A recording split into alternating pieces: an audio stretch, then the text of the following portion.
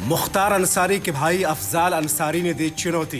कहा, कहानी अभी खत्म नहीं हुई, कहानी तो अब शुरू हुई है। बदलने दो सरकार, 20 साल बाद भी कराएंगे शव की जांच। वो मुख्तार अंसारी जिसकी पूर्वांचल समेत पूरे यूपी में तूती बोलती थी, राज्य सरकारें भी जिसके सामने चुप रहती थी। जब पूर्वांचल के किसी इलाके से उसका काफिला निकलता तो सड़क पर चल रहे लोग पीछे हट जाते थे। अब वो मुख्तार इस दुनिया में नहीं है, मगर ऐसा लगता है कि उसके परिवार के लोग अब उसके रास्ते पर चलने का प्रण ले रहे हैं।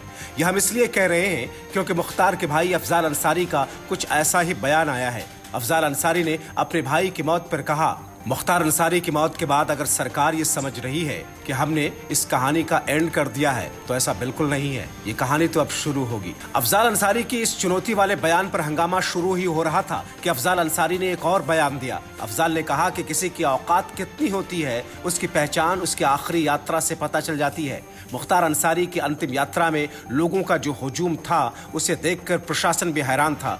प्रशासन ने पूरे पूर्वांचल में दहशत का माहौल बनाया था, मगर फिर भी आखिरी यात्रा में बड़ी भारी संख्या में लोग जुटे। यही मुख्तार को मसीहा बनाता है। अफजाल अंसारी ने इस बयान के साथ एक अजीब दावा भी किया।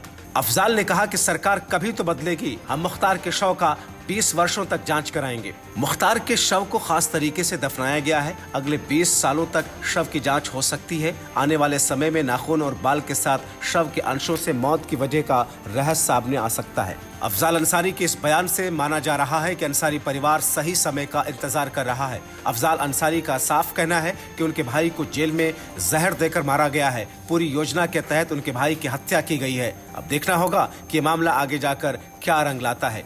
Bureau report, TV7 Bharat.